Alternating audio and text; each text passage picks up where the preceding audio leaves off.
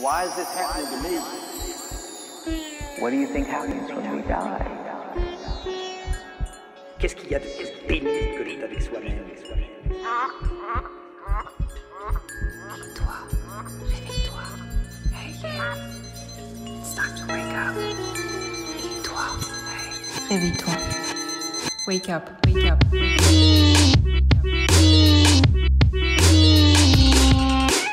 Bienvenue dans Wake Up Conversations, une interview intimiste, humaniste, où l'on aborde les grands mystères de la vie. Qui sommes-nous? Quel est le sens de notre existence? Que se passe-t-il après la mort? Avons-nous tous un destin? Je suis Anaïs Raoux, directrice de l'école de développement personnel Wake Up, et on va parler ici des sujets qui nous tiennent à cœur au sein de l'école. Des sujets qui aident à grandir, des sujets qui dérangent, des sujets qui éveillent les consciences et redonnent le pouvoir à ceux qui osent y croire. Je prends un peu de temps au début de cet épisode pour vous remercier de l'accueil chaleureux que vous avez fait au podcast. Merci infiniment pour vos avis, vos messages et vos étoiles. Pour ceux qui ne l'ont pas encore fait, si vous avez quelques minutes, prenez le temps de noter le podcast sur Apple Podcast. C'est ce qui m'aide le plus à le faire connaître. Dans cet épisode, on va parler de sujets qui dérangent. Vie antérieure, vie après la mort. Ce sont probablement des sujets dont vous avez déjà entendu parler. YouTube vous a peut-être même suggéré 1 ou 2 vidéos. L'Internet est un endroit fabuleux pour ça. Et si je vous disais que ces sujets sont très sérieux et que mon invité en a même fait son métier? Stéphane Alix est ancien reporter de guerre, journaliste, auteur et fondateur de l'INRES, l'Institut des recherches sur les expériences extraordinaires. Il mène aujourd'hui des enquêtes et écrit des livres sur ces sujets paranormaux. Ensemble, on a parlé de vie après la mort, de guérison, de croyance et de spiritualité. Installez-vous confortablement, je vous emmène dans cette conversation avec Stéphane Alix.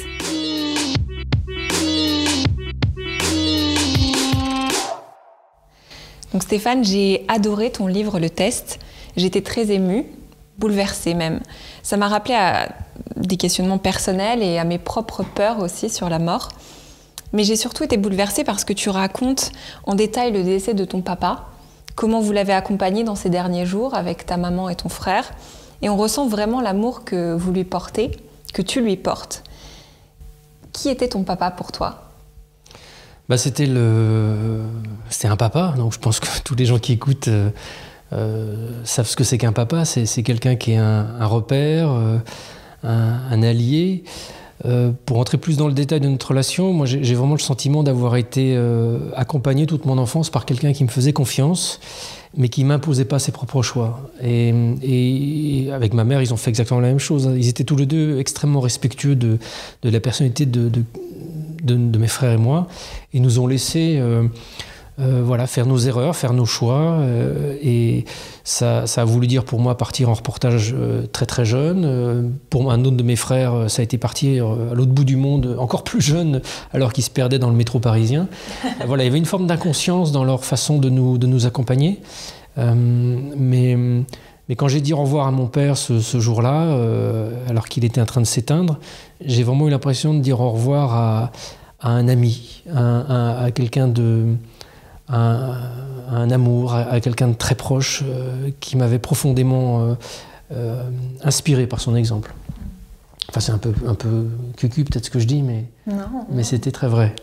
Lui, il était peintre, géographe, professeur de géographie, pardon. Ta maman était sculptrice, donc 2 artistes dans un sens. Comment c'était de grandir auprès d'eux ? La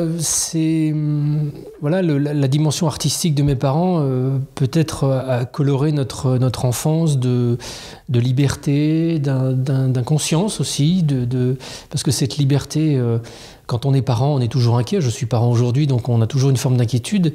Et il faut vraiment lâcher prise pour faire en sorte que cette inquiétude ne pollue pas la relation qu'on peut avoir avec ses enfants. Soit on lâche prise parce qu'on n'a pas conscience des dangers qu'ils courent, soit on lâche prise parce qu'on a vraiment cette intelligence de respecter leur espace.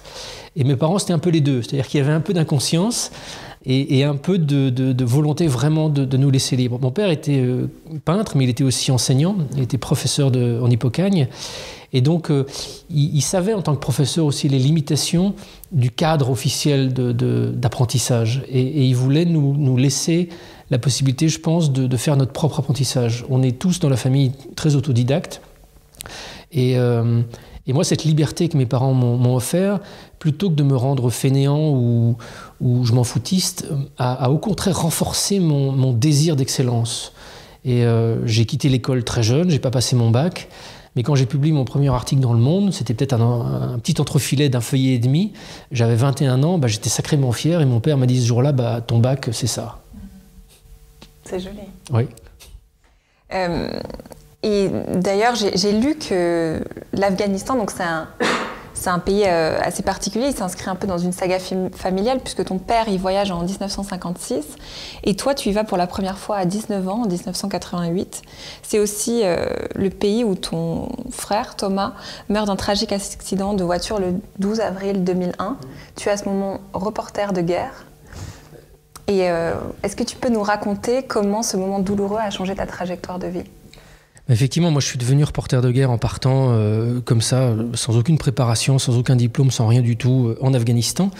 Parce que pour faire ce type de métier, il y a soit la solution de passer par une école, mais il va falloir de toute façon apprendre le terrain aussi, soit d'aller directement sur le terrain. Et les conflits compliqués, comme l'Afghanistan à l'époque, qui était occupé par les soviétiques, permet à des jeunes journalistes de faire leurs preuves parce qu'ils y vont, ils bossent, ils passent plusieurs mois et puis ils ramènent des choses et c'est comme ça qu'ils peuvent se faire un nom, apprendre à ramener des choses que d'autres ne ramèneront pas. Donc voilà, moi j'ai décidé de faire cette voie-là, de partir et j'ai passé plusieurs mois dans le maquis afghan avec des combattants. Et quand je suis revenu, j'ai publié un premier article dans un hebdomadaire français. Et puis, voilà, mois après mois, année après année, j'ai appris ce métier vraiment sur le terrain grâce à des rédacteurs en chef, à des journaux qui avaient la patience de me refaire faire mes copies. Et je suis devenu journaliste, voilà, au fil des années. J'ai eu ma carte de presse 2 ans après ce voyage. Et j'ai, avec une propension à vouloir travailler plutôt en Asie, plutôt dans cette zone d'Asie centrale, Afghanistan, Asie centrale ex-soviétique, Iran, Inde, Tibet. Et donc, 13 ans après ce premier voyage en Afghanistan, j'y suis retourné énormément de fois. J'étais un peu spécialiste de la zone. J'ai publié un premier livre sur le trafic de drogue parce que l'Afghanistan est devenu, au milieu des années 90, le premier producteur mondial d'opium dont on fait l'héroïne. Donc j'ai eu la chance de pouvoir travailler longtemps sur cette question et d'éditer un premier livre sur les routes du trafic entre cette zone et l'Europe. Et en 2001, en fait, je m'occupais d'une mission qui avait plus vocation à s'intéresser au patrimoine archéologique de l'Afghanistan, qui est formidable. Alexandre le Grand est passé en Afghanistan il y a 2500 ans. Le Bouddha a été pour la première fois représenté en tant que figure humaine en utilisant la statuaire grecque. Enfin, il y a tout un passé dans ce pays qui est formidable. Et à cette époque-là, début 2001, on était au cœur du régime des talibans. 6 mois à peu près avant le 11 septembre, dans un pays qui était en train de se couper complètement du reste du monde, dans cet obscurantisme fou. Et moi, j'aime ce pays, j'aime cet Afghanistan. C'est un pays avec des hommes extraordinaires, au-delà des drames et des tragédies et de la terreur qui peut se laisser voir aujourd'hui. Et travailler sur l'archéologie, travailler sur le patrimoine archéologique de l'Afghanistan, à ce moment-là, c'était pour moi le moyen de maintenir une passerelle ouverte entre la beauté de ce territoire et le monde occidental qui se fermait de plus en plus à ces dimensions à cause des talibans, à cause de Bin Laden et tout ça. Et dans ce contexte-là, mes frères travaillaient avec moi, avec une équipe plus grande que j'avais conviée à Kaboul. Et un matin d'avril, en descendant sur un site archéologique, c'était quelques semaines après que les talibans aient détruit les Bouddhas, parce que voilà, les hasards de la vie et des synchronicités fait que je me mets à travailler sur le patrimoine archéologique et quelques mois après que je sois installé à Kaboul, les talibans détruisent les Bouddhas. La coïncidence a été quand même extrêmement troublante pour moi. Est-ce que j'avais une forme d'intuition qui m'avait poussé à travailler sur ce sujet-là au moment où ces décisions étaient en train d'être débattues dans le mouvement taliban? Enfin, ça pose plein de questions assez vertigineuses. Pourquoi est-ce qu'à certains moments de notre existence, on fait des choix qui semblent trouver des échos et qui semble faire vibrer la réalité autour de nous? C'est très très troublant. On touche là à des dimensions de l'ordre du spirituel qui sont vraiment difficiles à explorer, mais on en fait le constat. On appelle ça des coïncidences. Jung avait inventé le mot de synchronicité pour parler de coïncidences signifiantes. C'est très très troublant quand on est plongé au cœur de ces événements. Et moi, quand je suis à Kaboul en fin février 2001 et qu'on entend sur la radio officielle des talibans, qu'ils ont pris la décision de détruire les Bouddhas et que ça fait 7 mois que je déploie une énergie de fou pour installer cette mission, précisément pour aller travailler dans la vallée de Bamiyan sur ces 2 Bouddhas, je suis interloqué, je me dis mais à quoi joue l'univers là? Pourquoi est-ce qu'on m'a envoyé ici? Qu'est-ce qui se passe? Où mon intuition m'a-t-elle envoyé? Enfin bon, bref, je suis donc dans ce pays et même après la destruction des Bouddhas, j'ai décidé de rester pour essayer de voir ce qui était possible de faire encore. Et dans ce contexte-là, le 12 avril 2001, on descendait à 2 voitures sur un site au sud de Kaboul et la voiture arrière a eu un accident et les 4 occupants sont décédés, dont mon frère et un autre Français et 2 Afghans.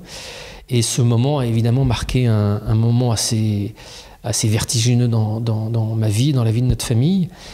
J'ai évacué les corps des 2 Français sur le Pakistan dès l'après-midi. Et puis une semaine après en France, et je suis revenu à Kaboul 1 mois plus tard pour fermer la mission, parce qu'elle était déjà mal engagée avec la décision des talibans, mais après ce drame, il était évident que je n'allais pas continuer. Et à partir de ce moment-là, les prémices d'un profond changement se sont mis en place. C'est-à-dire que les grandes questions existentielles que je me suis toujours posées toute ma vie,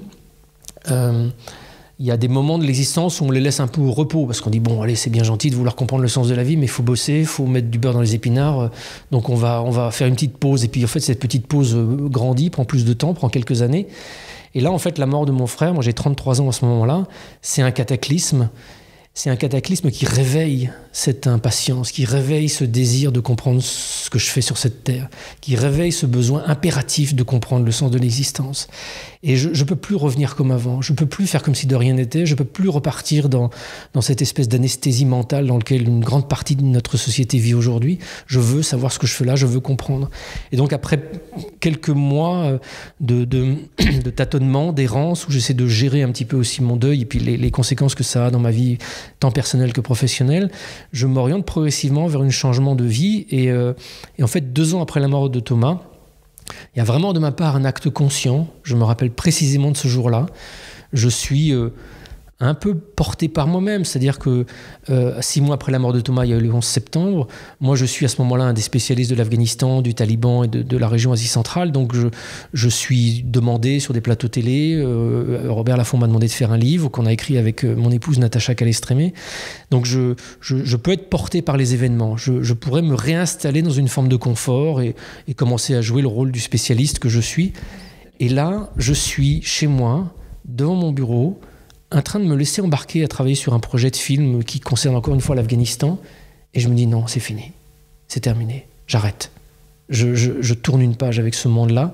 Maintenant, je vais m'intéresser à autre chose. Je vais m'intéresser à autre chose lié à la mort, à la conscience, à ces thématiques complètement différentes. Donc là, tu es à ton bureau et c'est une pensée qui te vient ou c'est un ressenti que tu as dans le corps et tu te dis je ne peux plus, je peux plus travailler là-dessus. C'est un ensemble de choses. Quelques années auparavant, j'avais commencé à être intéressé de façon un peu accidentelle à des sujets qui sont d'ordinaire classés en surnaturel, notamment la question de la vie dans l'univers, de l'apparition de la vie dans l'univers.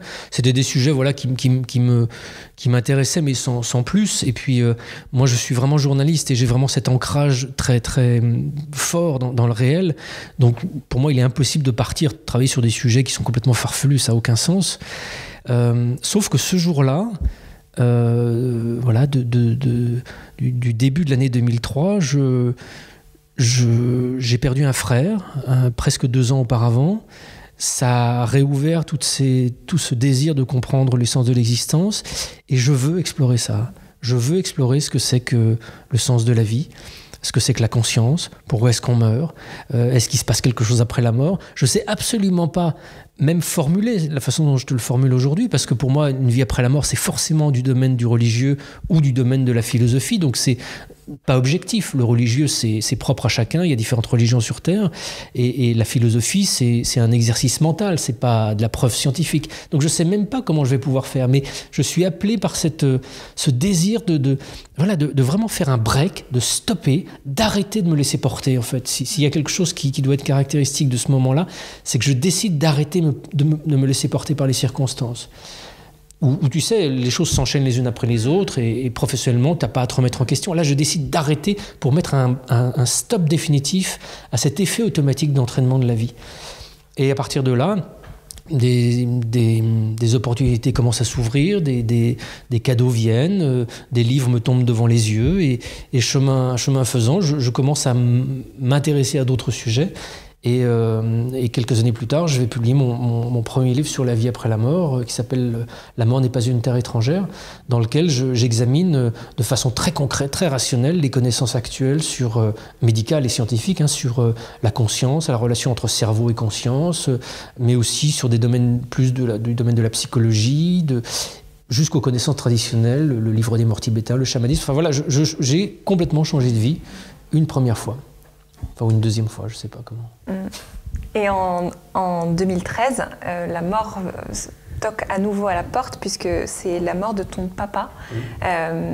Et tu décides d'en faire un test où tu places des objets dans son cercueil, dans l'idée de communiquer avec lui ensuite dans l'au-delà. Lui, il était au courant de tout ça? Vous en aviez parlé avant? Non. Non? Non. Ah, je pensais que vous en aviez... On avait évoqué... en fait, ce qui se passe, c'est que quand mon père meurt, ça fait donc presque 10 ans que je travaille sur ces sujets extraordinaires, j'ai acquis une intime conviction que la vie se poursuivait après la mort. Ça n'est pas une preuve scientifique, mais le travail conjoint dans le domaine scientifique et médical et dans l'exploration des différentes traditions spirituelles m'a amené à avoir cette conviction intime que la conscience n'est pas réductible à l'activité du cerveau. Ça, c'est vraiment un constat que font aujourd'hui énormément de chercheurs, et que possiblement, après l'arrêt définitif du fonctionnement du cerveau et de notre corps, quelque chose de nous poursuit son existence. Ça, aujourd'hui, c'est vraiment quelque chose qu'il est extrêmement rationnel d'examiner. C'est pas une hypothèse folle, c'est une hypothèse qui match vraiment avec un nombre incroyable de témoignages que l'on collecte. Donc, quand mon père arrive en fin de vie, j'ai déjà cette forme d'apaisement de me dire qu'il va quelque part. Pour moi, c'est pas de l'ordre du savoir, c'est de l'ordre de la connaissance intime. C'est quelque chose qui m'habite et qui s'exprime quand je suis devant lui, qui commence à fermer les yeux, que sa respiration ralentit et que finalement son cœur s'arrête. Je suis bouleversé d'émotion parce que c'est un grand moment. Mon père s'en va, mais je suis aussi bouleversé presque de bonheur. C'est bizarre de dire une chose pareille, mais je suis heureux pour lui. Je suis heureux de la nouvelle aventure qu'il est en train d'entamer. Et en même temps, dans les jours qui ont précédé, il était quand même assez circonspect à l'idée de ce qui allait se passer. Quand on est en fin de vie, on ne sait pas le moment et l'heure de la fin de vie, pardon. On ne sait pas si ça va arriver dans 4 jours, dans 1 semaine, dans 2 mois. En plus, le personnel médical n'aide pas à parler de ce sujet-là, en général, en dehors des unités de soins palliatifs où ils sont formés à le faire. Donc là, il y a une espèce de non-dit, de silence, et j'essaye, moi, de laisser mon père s'exprimer plutôt que de lui dire des choses. Je lui dis, est-ce que tu veux me parler? Est-ce que tu veux me dire des choses? Puis lui, il est très dans le silence, il est très dans la retenue. Mais je sens qu'émotionnellement, ça travaille beaucoup. Et donc, je fais le constat dans ces derniers jours de sa vie que malgré le fait qu'on ait beaucoup parlé de ça, qu'on ait beaucoup parlé de la mort de Thomas, que je lui ai fait part de mes livres, de mes découvertes, il reste dans cette émotion extrêmement vive au moment de la mort, ce qui est normal. Et donc, une fois qu'il est parti, il meurt le dimanche. Le mardi, il y a cette idée qui me vient, mais presque comme un marché que je ferais avec lui. C'est-à-dire que je pense à modéliser une expérience que je pourrais faire pour essayer de prouver qu'il peut me communiquer après la mort à travers les médiums. Des médiums, ce sont des hommes, des femmes qui prétendent communiquer avec l'au-delà. J'ai eu l'occasion dans les années qui ont précédé d'en tester plusieurs dans des conditions extrêmement rigoureuses, et c'est extrêmement troublant parce que voilà des gens qui ne vous connaissent pas du tout, qui sont capables de vous donner des détails très très précis sur des défunts qui n'avaient aucun moyen conventionnel de connaître. Donc voilà, le mardi me vient cette idée de cacher des objets dans son cercueil, en fait, de n'en parler à personne, même pas à mon épouse, et quelque temps plus tard d'aller voir des médiums en prétextant de vouloir faire un livre pour voir si éventuellement, incidemment, mon père se présenterait à eux et leur parlerait des objets. Et à peu près 1 an après son décès et après les funérailles, j'en ai jamais pendant toute cette période-là parlé à qui que ce soit. Je vais voir 6 médiums que j'ai sélectionnés en leur disant que je voulais les interviewer pour un livre et que je voulais qu'on fasse une séance de médiumnité pour voir si des défunts se présentaient, juste pour me servir de fil rouge à mon récit. Et je raconte dans ce livre le test, le détail de ces 6 séances de médiumnité dans lesquelles évidemment mon père s'est manifesté en donnant des signes indiscutables de preuves que c'était lui qui s'exprimait, mais il y a aussi d'autres personnes de ma famille. Et en marge de ce test, il y a aussi les interviews que j'ai faites avec les médiums qui pour moi sont presque plus la richesse vraie de ce livre, parce qu'ils nous parlent chacun d'eux, de leur vie, de leurs sensations, de la façon dont ils perçoivent le monde de la mort, le monde de la transition. Et ils m'ont livré chacun d'eux des vrais cadeaux extraordinaires. Et le fait que on puisse constater objectivement qu'ils communiquent vraiment avec mon père, et ça c'est absolument indiscutable dans le fil du déroulé, ça donne beaucoup plus d'assises aux propos qu'ils tiennent sur leur ressenti par rapport à l'au-delà. Donc j'étais déjà assez persuadé que la vie se poursuivait après la mort, mais de faire ce test m'a profondément bouleversé, parce que tout d'un coup il y a quelque chose qui s'est imposé avec une telle évidence que waouh. Mais pour rester plus en résonance avec la raison de ma présence aujourd'hui ici, il y a quelque chose qui a été absolument décisif dans le renforcement de mon intransigeance et de ma radicalité dans ma vie quotidienne. C'est ces mots que mon père m'a dit sur son lit d'hôpital, peut-être 3-4 jours avant de mourir. Il est assis sur son lit, il regarde par la fenêtre et il me dit « Oh là là, je regarde l'avenir, c'est fini. » Voilà. Et effectivement, il a plus que quelques jours à vivre, il le sait. Et je regarde le passé, et c'est passé en un clin d'œil. Et il claque des doigts comme ça.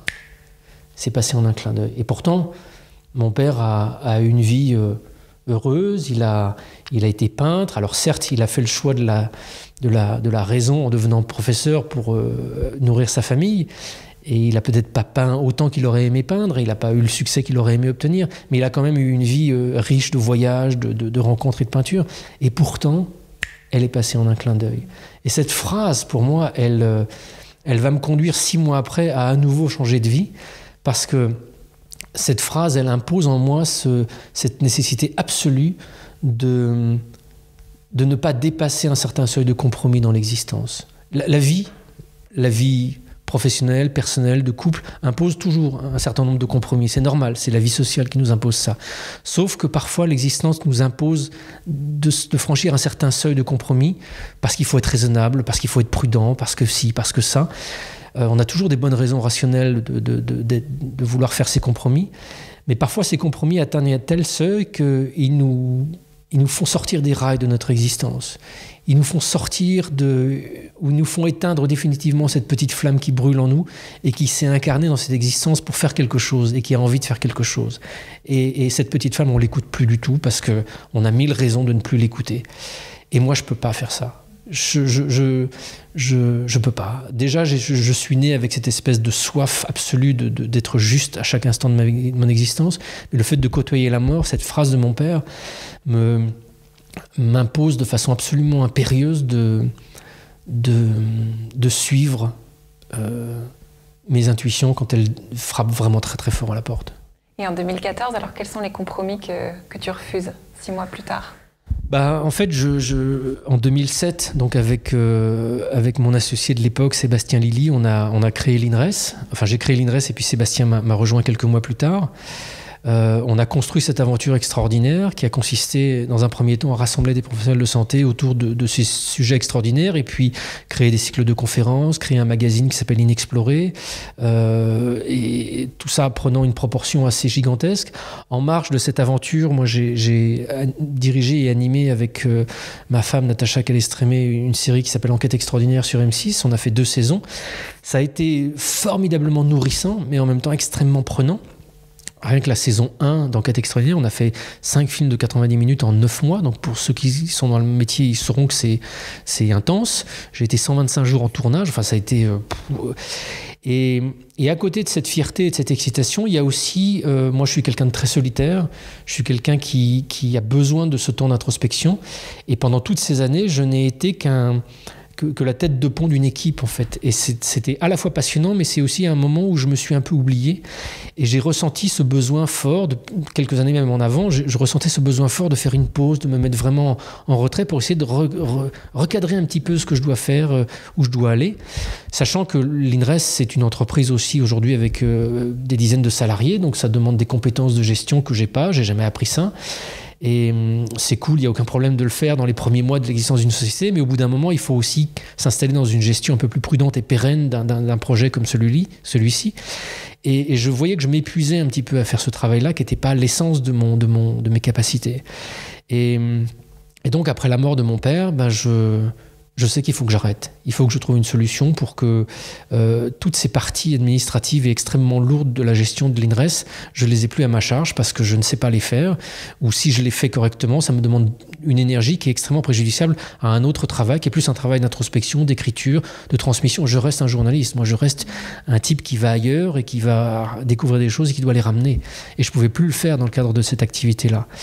Et ça a coïncidé à un moment où Sébastien, mon associé, lui, s'est senti les épaules de prendre en charge le bébé. Donc ça a été juste extraordinaire parce que j'ai pu m'effacer sans que ça mette en danger l'aventure.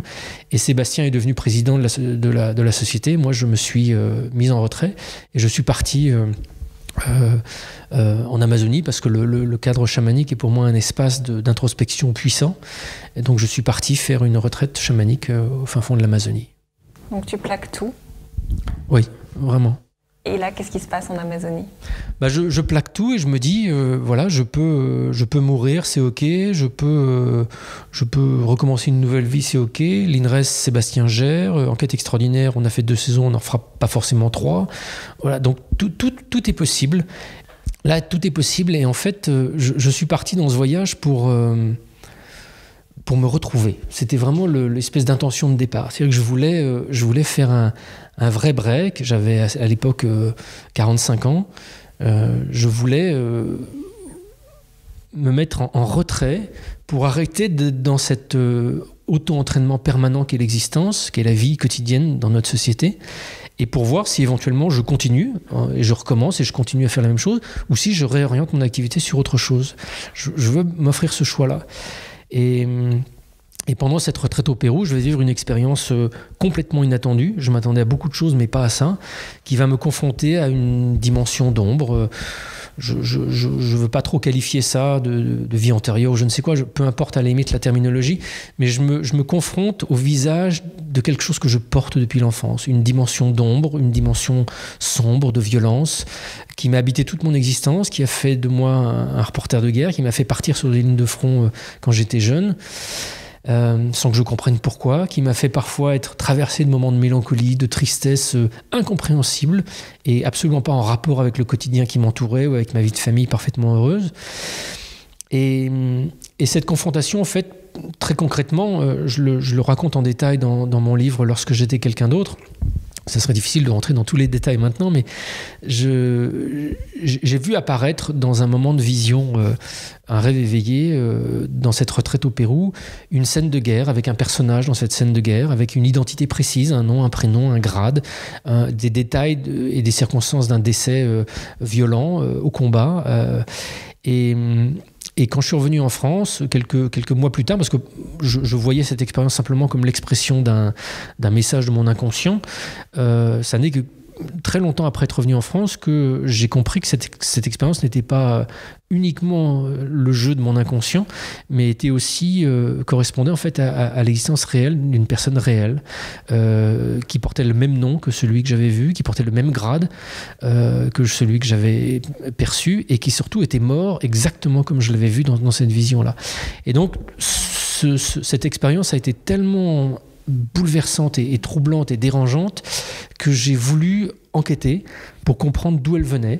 Est-ce que c'est une coïncidence si tout d'un coup au Pérou, alors que je suis en retraite au fin fond de la forêt amazonienne, je vois un homme en connaissant son nom, son prénom, son âge, son grade et la façon dont il est mort? Est-ce que c'est un hasard ou une coïncidence extrêmement troublante si quelqu'un a réellement existé portant ce nom, ce prénom, ce grade, cet âge et mourant dans les circonstances que je l'ai vu? Ou est-ce que ça me concerne? Est-ce que c'est des questions aussi folles que est-ce que c'est ma vie antérieure? Enfin, voilà. Je ne m'interdis aucune question. Il n'y a pas de mauvaise question à poser. Il n'y a pas de question taboue. Il y a juste des mauvaises manières d'y répondre. Et moi, je suis journaliste. Je sais mener une enquête. Je suis rigoureux. J'ai les pieds sur terre.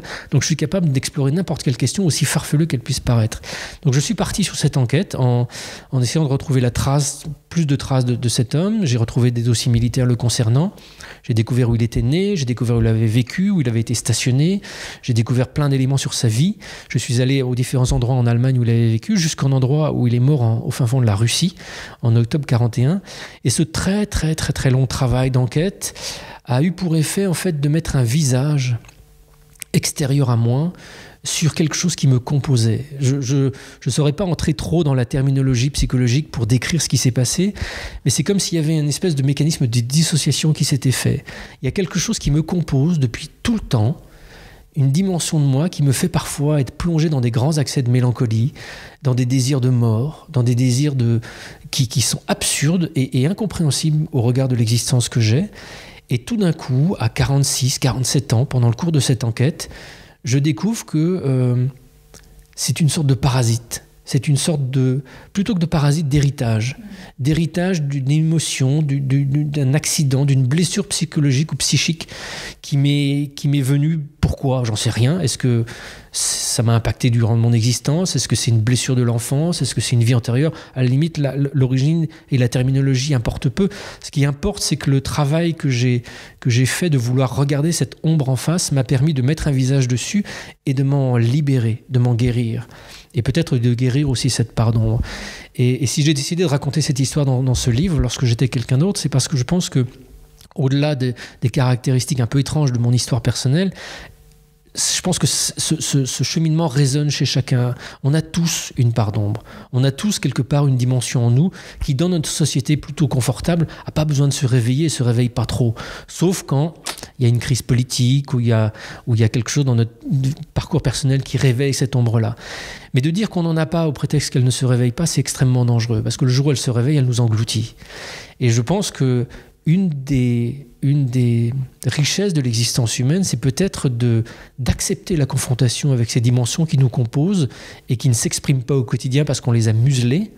Mais c'est pas parce qu'on les a muselées qu'elles n'existent pas, qu'elles ne sont pas actives sur notre psychologie, sur notre caractère, sur notre façon de vivre, même peut-être sur nos choix. Peut-être que nos choix dans notre existence ne sont pas décidés par notre intelligence, mais plutôt par des choses inconscientes qui sont parfois peureuses, qui sont parfois incohérentes et qui nous font aller dans des directions professionnelles, personnelles. Pourquoi est-ce que tout d'un coup, dans certaines relations de couple, et ça peut-être que Natacha Calestrémeux vous en a parlé, on se retrouve confronté à une personne qui est extrêmement toxique. Pourquoi est-ce qu'on se retrouve toujours avec ce même type de personnage ? Qu'est-ce qui en nous fait qu'on se rapproche de ces gens-là ? Pourtant on est intelligent, on est conscient, on est lucide. Ben non, je pense qu'il y a des dimensions en nous, enfin c'est pas à vous que je vais le dire, il y a des dimensions inconscientes qui nous composent et qui colorent notre existence. Et je crois que c'est la beauté de l'existence de s'y confronter, justement. Oui, ça me parle d'autant plus, c'est absolument... Bon, on a raconté un peu ce qu'on fait ici chez Wake Up, on aide les personnes à changer de vie.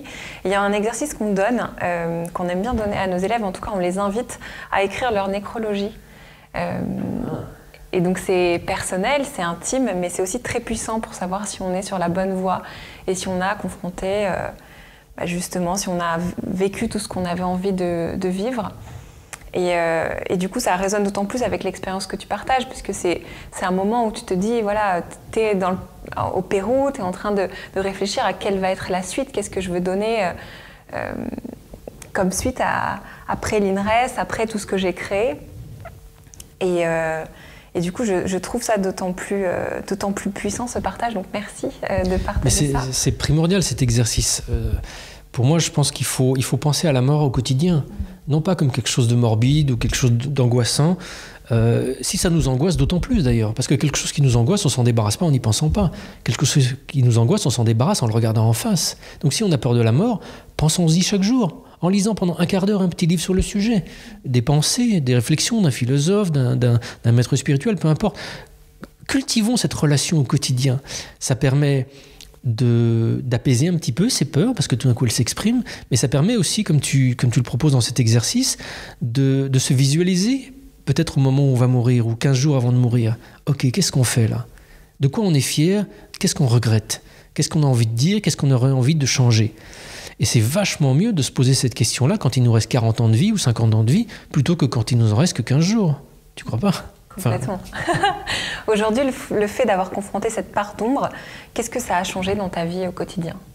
Ça a profondément apaisé cette dimension mélancolique. Il y a un être en moi qui était esclave ou animé par une forme de culpabilité, une forme de mélancolie, de tristesse, de désespérance, qui n'est plus là. qui n'est plus là. Et je me suis vraiment physiquement réveillé un jour, à la fin de l'écriture de ce livre, lorsque j'étais quelqu'un d'autre, où j'ai eu l'impression que j'avais quelque chose qui n'était plus en moi, que j'avais toujours eu. Quelque chose de lourd, quelque chose d'un peu pesant. Et je me suis réveillé, je me dis, mais on dirait que je suis un nouveau-né. On dirait que c'est fini, ce truc-là. Et c'est vraiment impressionnant d'en avoir fait le constat. Et ça dure, c'est pas juste une espèce de méthode Coué où tout d'un coup je me sentirais bien après avoir terminé le bouquin et puis 15 jours après je replonge dans les mêmes affres. Non, c'est quelque chose qui s'est installé et qui dure depuis, ça fait plusieurs années maintenant que cette paix s'est installée. Wow, c'est beau. Oui, ça fait du bien. Ouais, parce que ce que tu dis, c'est que c'est même une légèreté physique. Oui. Tout ce qui nous empoisonne l'existence, voilà, comment est-ce qu'on s'en débarrasse? Comment est-ce qu'on se débarrasse de ces problèmes? Notre société nous apprend à nous dire, pour vous débarrasser de vos problèmes, ne les regardez pas. Voilà. Bon, regardez la télé, regardez Hanouna, détendez-vous, allez au cinéma, prenez des vacances, faites-vous plaisir, consommez. Au besoin, même consommer des trucs spirituels, c'est bien, ça vous donnera en plus l'idée que vous faites des progrès. Mais tout ça, c'est en fait une erreur. On est dans ce que Chogyam Trungpa appelait le matérialisme spirituel. On est dans une illusion de faire des efforts sur soi, alors qu'on ne fait pas des efforts, on est juste dans l'évitement et l'anesthésie. Autant aller se bourrer la gueule, c'est plus franc, en fait, c'est plus direct. On est dans l'évitement, on est dans l'effacement. La liberté, c'est une prise de risque. Le chemin spirituel, c'est une prise de risque. La vie, c'est une prise de risque au quotidien. Et c'est dans cette prise de risque qu'on se rencontre vraiment. Tu dis qu'il faut que les gens aient une connaissance du fait qu'il y ait une vie après la vie. Initialement, c'était la religion qui incarnait cette transmission. Est-ce que tu penses que ce sujet aurait sa place dans l'éducation et sous quelle forme? Et à partir de quel âge peut-on l'enseigner aussi? Alors, il y a deux choses différentes. Pour moi, le cheminement spirituel ou religieux, il est vraiment très intime. Et il n'a pas à être imposé d'aucune manière que ce soit. Et si certaines personnes ne veulent pas du tout aller dans l'univers spirituel, il ne faut absolument pas les en forcer, même dans des unités de palliatifs ou dans des espaces de fin de vie. En revanche, ce qui peut être partagé, ce sont les connaissances que des médecins ont accumulées aujourd'hui sur un certain nombre d'expériences qui se passent, notamment dans des moments de fin de vie ou autres, qui posent question, qui ouvrent un questionnement rationnel. Les expériences de mort imminente, par exemple, sont un sujet extrêmement intéressant. Ça fait plus de 40 ans que des témoignages nous sont rapportés, parce que depuis 40 ans, les progrès de la médecine permettent de ranimer des gens en arrêt cardiaque qui auparavant n'étaient pas ranimés, donc mouraient. Et à peu près 20% de ces gens, notamment qui vivent un arrêt cardiaque, disent avoir vécu une expérience super bizarre où ils sont sortis de leur corps, ils ont vu une grande lumière, de l'amour, ils avaient l'impression de mourir, mais c'était juste génial. Et ces expériences, les études nous montrent aujourd'hui qu'elles ne sont pas réductibles à un simple dysfonctionnement de l'oxygénation du cerveau ou à autre chose. Elles ne sont pas dues à des causes physiologiques. Elles sont d'une autre nature, ces expériences-là. Je n'entrerai pas dans le débat aujourd'hui, mais il y a vraiment aujourd'hui une communauté et de médecins, de cardiologues, de chercheurs, enfin de gens qui ont les compétences pour analyser ces expériences tant au plan psychologique qu'au plan physiologique, qui nous expliquent que ces expériences ne sont pas du tout du domaine de l'hallucination ou du petit accident de fonctionnement cérébral. C'est beaucoup plus profond. Et il se passe même des choses avec ces expériences qui nous interrogent fondamentalement sur la nature de la conscience et sa relation avec le cerveau. Dans notre société, tout le monde s'accorde plus ou moins sur le fait que le cerveau fabrique la conscience.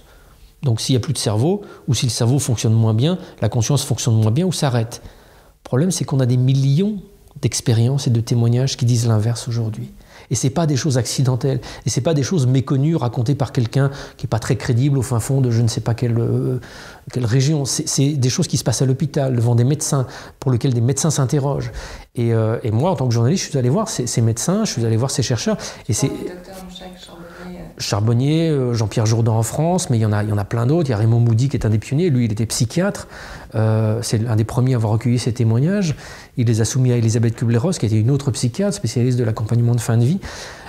Il y a vraiment une communauté. Moi, en tant que journaliste, j'ai été rassuré dans mon démarrage d'enquête sur ces sujets-là, que je pensais être un peu freestyle, sans science, sans rien. J'ai été estomaqué de découvrir une grande communauté de chercheurs s'intéressant à ces sujets-là. Souvent, on oppose les croyances à la science.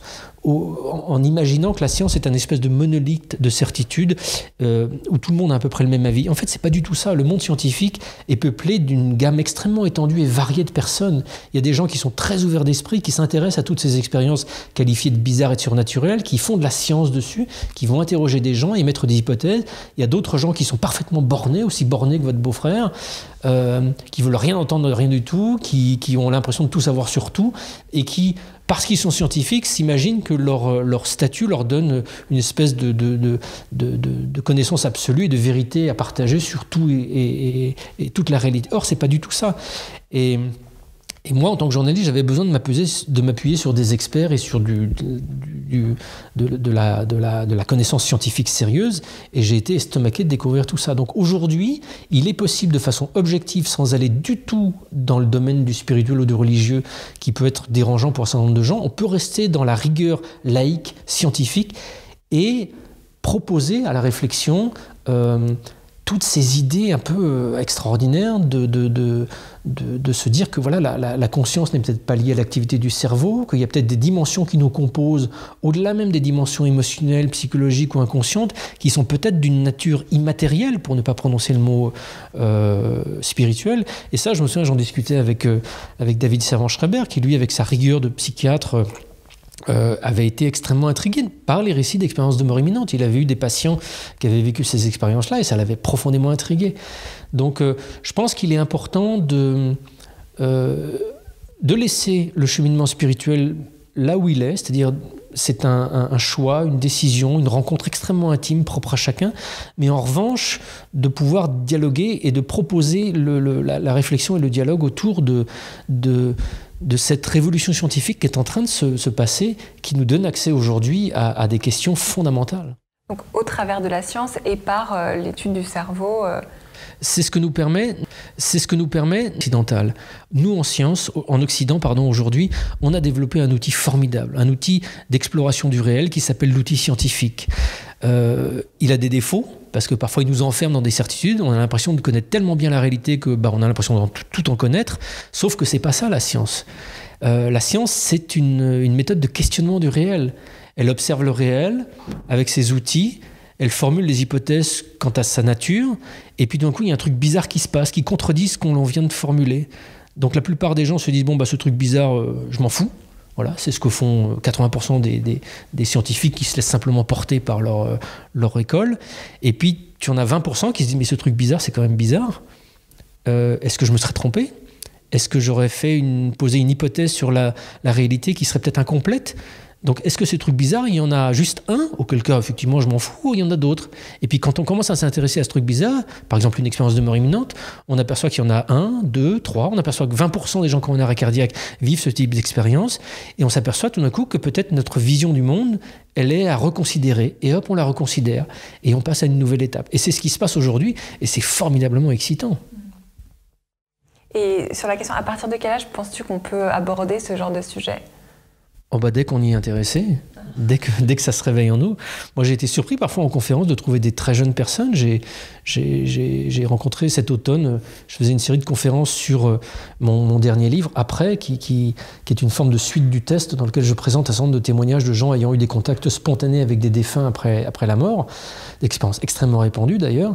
Et j'ai eu la surprise un jour de trouver une jeune fille de 15 ans. Au Salon du Livre de Brive, il y avait un garçon qui avait 16 ou... dans cet âge-là, ma fille a lu le test, elle avait 17 ans quand elle l'a lu, ou 18 ans. Je pense qu'aujourd'hui, notamment chez les très jeunes, ils sont déjà la génération de demain, donc ils ont déjà des outils que nous, on n'a pas. Moi, j'ai 50 ans, donc en plus, je ressens cette différence psychologique, cette lourdeur que moi, je peux incarner par rapport à la légèreté de certains jeunes. Et autant on peut voir plein de jeunes qui sont noyés dans leur smartphone et complètement embarqués dans cette énergie où ils pensent plus trop à eux-mêmes, autant je vois aussi moi beaucoup de gamins qui ont des intérêts extraordinaires, qui pour eux ont des évidences éthiques qui pour moi ont demandé des années de construction, et pour eux ils sont arrivés avec, par rapport à leur consommation alimentaire, par rapport à leur fonctionnement de société. Moi, je pense qu'il faut parler de la mort tout le temps. Quand j'ai ramené le corps de mon frère en France, ma fille avait 3 ans. Je l'ai immédiatement prise dans mes bras et je l'ai associée à tout ce que je disais par rapport à Thomas. Elle m'a posé des questions dans les années qui ont suivi sur Thomas et jamais j'ai éludé le sujet. Jamais je lui ai raconté des espèces de salades pour lui dire il est dans le ciel ou je ne sais quoi. Je lui ai dit ce que je pensais, je lui ai dit ce que je croyais, je lui ai dit ce que d'autres personnes croyaient. Je crois que c'est vraiment important de mettre cette dimension dans l'existence. Et ma fille aujourd'hui entre dans la vie active, mais elle entre dans la vie active, j'ai le sentiment, avec beaucoup plus de maturité parce que justement elle a été nourrie par la réalité de la mort. Elle sait que la mort ça arrive un jour. Elle sait que ça va conclure son existence. Elle sait que les choix qu'elle fait aujourd'hui, même si elle est dans l'insouciance de la jeunesse et elle s'éclate à fond, il y a quelque chose en elle qui sait que les choix qu'elle fait aujourd'hui vont avoir un impact sur une grande partie de son existence. Et que si elle fait des choix aujourd'hui parce qu'elle a peur de ne pas gagner bien sa vie, ou elle a peur de ci, ou elle a peur de ça, elle va peut-être faire les mauvais choix. Et j'ai essayé de faire en sorte, non seulement de lui donner ça comme enseignement, mais aussi de lui apprendre à se connecter à cette petite flamme éternelle en elle qui sait déjà quels sont les bons choix. Et selon toi, que se passe-t-il après la mort ? Je pense qu'il se passe la même chose que ce qui se passe dans notre vie, c'est-à-dire qu'il n'y a pas, pour moi, il n'y a pas l'accès à une forme de paradis où tout d'un coup c'est bon, on plie les cannes et on se repose à l'éternité en profitant de je ne sais plein de bienfaits divins. Je pense que la mort est un moment de blocage, de métamorphose, exactement comme l'est la naissance. On sort d'une dimension, on entre dans une autre dimension. Mais qui est-ce qui sort et qui est-ce qui entre ? C'est la même personne que celle que nous sommes, avec nos bagages psychologiques, nos défauts, nos qualités, nos dispositions et au contraire nos peurs. Et on va commencer à entrer dans le monde de la mort et à y cheminer avec cet héritage et ce bagage qu'on aura acquis pendant notre existence humaine. Et on continue une évolution. Après, je n'ai pas envie d'entrer dans une description parce que je pense que les descriptions qui sont données par des gens, que ce soit des médiums ou autres, sont des descriptions qui sont extrêmement colorées par leur propre culture. Un médium spirit parisien va me raconter un monde des morts qui va ressembler à quelque chose d'assez occidental, alors que si je pose la question à un lama tibétain ou à un papou bornéo, ils vont me parler de quelque chose qui va plus correspondre à leur truc à eux. Donc, moi, j'ai le sentiment que psychologiquement, et ça c'est quelque chose qu'on retrouve, quelles que soient les traditions que l'on explore, que ce soit le chamanisme, le bouddhisme tibétain ou les traditions spirites ou autres, s'il y a un tronc commun, c'est bien ça, c'est que la vie se poursuit, c'est une évidence, mais elle se poursuit dans une forme d'évolution continue. Il n'y a pas de condamnation, c'est-à-dire que si on a fait des bêtises, on ne tombe pas dans un enfer dont on ne sortira plus jamais, mais on ne tombe pas non plus dans un paradis béni oui-oui, peuplé de bisounours et de télétubbies. On continue à vivre et à évoluer, à grandir, à apprendre. Peut-être qu'on revient, peut-être qu'on est constitué de plein de vies. Enfin, après, on rentre dans des considérations qui ont plus. Il faudrait plus inviter un théologien ou un méditant ou un grand maître spirituel qui, lui, peut y aller à dessein et revenir pour vous en parler. Et ce que je trouve intéressant, c'est que toi, tu as enquêté et tu as rencontré énormément de personnes et tu les as interrogées surtout sur ces sujets-là. Qu'est-ce que ça a changé dans ta vie au quotidien ? Est-ce que tu vois la vie d'une manière différente aujourd'hui ? Oh là là, profondément, oui. Profondément. Pour moi, le fait que la mort soit quelque chose que j'ai vécu directement, en accompagnement, en voyant mon frère, mon père mourir, en voyant d'autres personnes aussi proches être tuées devant moi, que ça soit quelque chose qui... ça fait partie de la réalité. Ça fait partie de la réalité. C'est pas quelque chose que j'évite. C'est le départ dans une autre dimension. Donc ça me montre a posteriori toute la richesse de l'existence qui précède cet instant-là. Comment je peux faire de mon existence quelque chose de nourrissant au maximum pour que ce moment de la mort puisse être vécu de la meilleure façon possible ? Comment je peux faire de ma vie quelque chose qui soit le plus en accord avec cette idée que l'existence est un chemin d'apprentissage ? Je ne suis pas sur Terre juste pour me bourrer la gueule et me faire plaisir, en fait. Chose qu'on nous vend comme le summum de la réussite et de l'aboutissement. Sois jeune, amuse-toi, divertis-toi, bois, fais des enfants, enfin voilà, c'est ça la vie. Ben non, La vie, c'est autre chose. C'est le choix. C'est le choix de se guérir, d'apprendre, de devenir meilleur, de devenir juste, de devenir bon, de devenir lumineux, de commencer à s'apercevoir que les autres ne sont que des miroirs de nous-mêmes. Et que ce qui nous énerve chez quelqu'un d'autre, c'est parce qu'il y a quelque chose qu'on n'a pas guéri en soi. L'autre n'est pas fautif.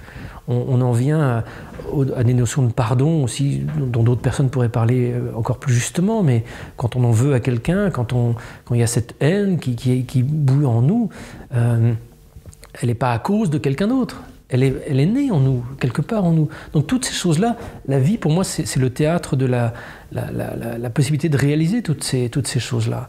Et après, la raison ultime de l'existence, j'en sais rien. Ça me dépasse et je pense que c'est inaccessible comme le sont certaines réalités ultimes. Qu'est-ce que tu souhaites, toi, avoir accompli?